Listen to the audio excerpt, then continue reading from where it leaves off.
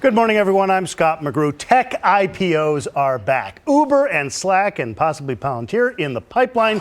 Lyft and Zoom and Pinterest already took the leap. Lyft went public last month, Pinterest and Zoom this past week. Now comes the hard part for those CEOs. Employees obsessed with the price of the company's stock, the haves and the have-nots in the office, and of course, those quarterly profit reports. We asked Jay Chaudhry to join us this morning to dole out advice to some of those newly public companies. Jay is easily one of the most successful leaders in Silicon Valley. Zscaler was his fifth startup, went public last year and made, he estimates, a few hundred of his employees millionaires. So Jay is eminently qualified to dish out advice to Lyft and Pinterest and Uber about how you manage a company after IPO. The last time Jay joined us, right after the Zscaler IPO, his company was worth $3.25 billion. A year later, it's worth $8.25 billion. Good morning to you. Joined by Joe Mann of Reuters and John Swartz of Barron's. So your stock, if I've got this right, is up 68% in 6 months. Is that right? Something like that. Something not that you're keeping track or anything. Not on a daily basis. The last time you were on, you told me at your first startup, 70 of the 80 employees there became millionaires. You're on its fifth startup, right? Yep. You were estimating the last time we talked a few hundred of your employees at Zscaler would become millionaires. Would that turn out to be about right? It should be. That's just phenomenal. The wealth that you've created in this valley. I think it's the employees. It's a team that makes it happen. Leaders have vision, but execution is the true thing.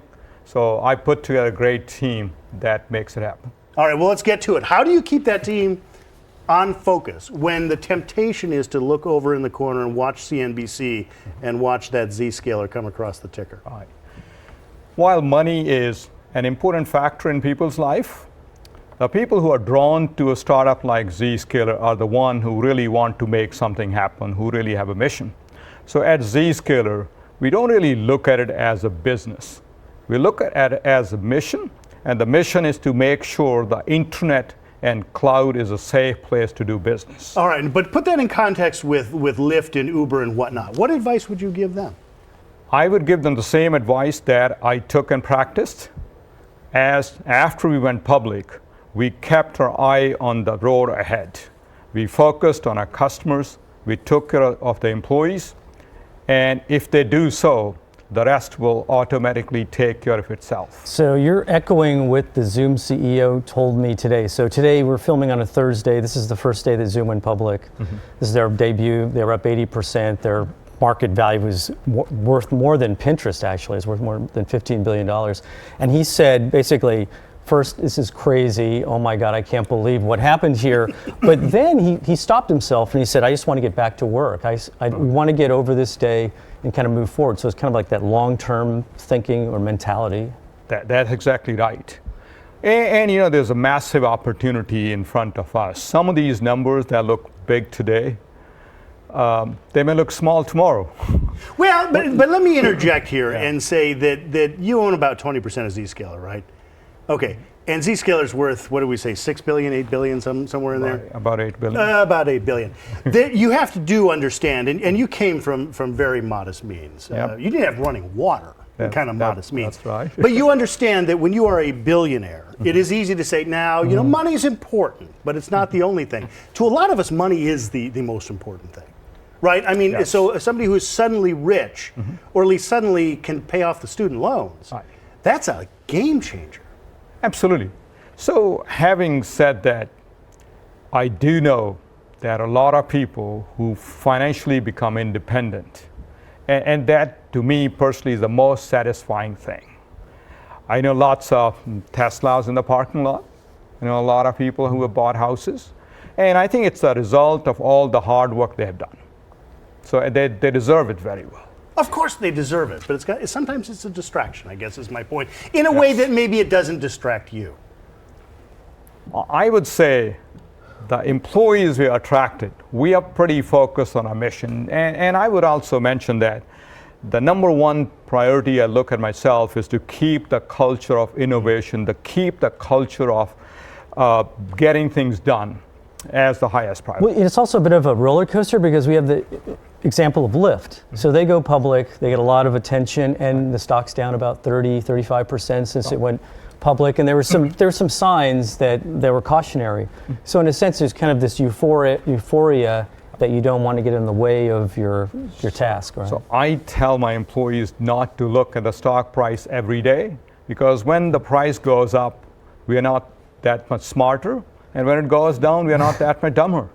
So I think we do know that the markets reward companies who are delivering good numbers, good growth, and good profitability. Zscaler has grown tremendously. Our results are very good from top line point of view, and our results are very good from bottom line point of view. We're already generating cash. If we keep on doing it, and that only happens if our customers are happy. When customers like AutoNation, customers like Schneider Electric, DHL, and New York Life of the World, they depend upon Zscaler for You're selling your company. us. You're up 68% in 6 months. Joe. Let's talk a little bit about the haves and have-nots issue. Not everybody is getting compensated the same at all these companies, and there are going to be some Teslas in the parking lot and some people staring at the other people's Teslas. How do you keep everybody on the same team? So, a couple of points. I think in the case of Zscaler, I had a lot more flexibility because there was less ownership by traditional VCs. Okay. I think if I recall it right, a little over 30% of the stock is owned by non-founders, non-VCs. That's much higher than what happens in a typical company. So that's number one. Number two, it's true that in our capitalistic world, you do want to reward people who make a difference. But I think you can take a look at it and say, rather than high concentration, how do we take it to a larger level? So what I had done practically, I looked at about a third of our employees, top third, make sure they're extremely well taken care of. The next about 20% are well taken care of. And the remaining are at a normal level. I think that makes sense. When you see the Tesla, work harder or work better is what you're saying. Do people work harder, or do they work differently once a company becomes public? Because I remember having this conversation with Michael Dell before he took Dell private and now they're public. But he said there was that 90-day shot clock, which created this kind of sense of tension or stress that wasn't there before. I would say there are two kinds of people in every company, and even a startup. The one who are really driven by mission, and the one who aren't. The one who are driven by mission and sense of accomplishment, they won't slow down. But there are people who won't be as driven. But that's part of life. Our goal is to make sure we keep on hiring the best of the best who have the sense of drive and passion. I'm going to challenge you again, though. How much of that is just because you have been so successful? Lots of public companies, lots of founders say, when we go public, Right. we're going to keep, we're going to talk about the mission. I am not going to respond to Wall Street, and then of course they end up doing that, right? But it's partially because they didn't make their numbers. Yes. And you crush it every time. So you are Barry Bonds saying, singles are important too. Well, but you don't hit singles. You have hit it so well. Is it possible that you are able to keep your mission foremost and not curl up under your desk during the quarterly report because your quarterly reports are so good? So we have stayed focused on customers. When I get asked, how much time do you spend with investors? I tell them very little, because if my customers are taken care of, investors are happy. So if with a single focus, single mission, you keep on innovating, disrupting some of the old technologies, and the market rewards you. What we are seeing is the biggest disruption we have seen in the past 20, 30 years. And cloud has created that disruption.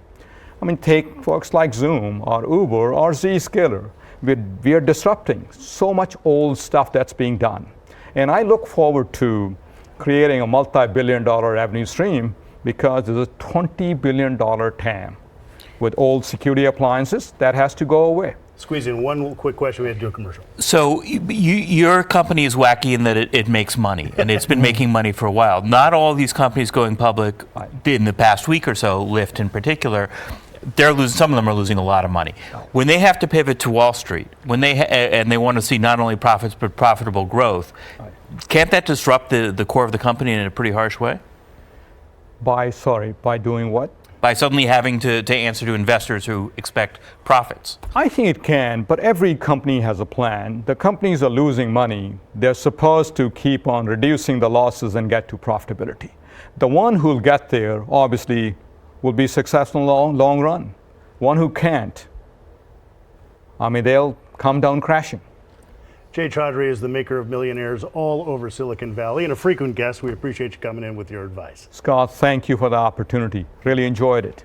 Up next, a poll of Silicon Valley workers finds Silicon Valley needs to fix a lot of things. Weirdly, house prices not high on their list. When Press Here continues.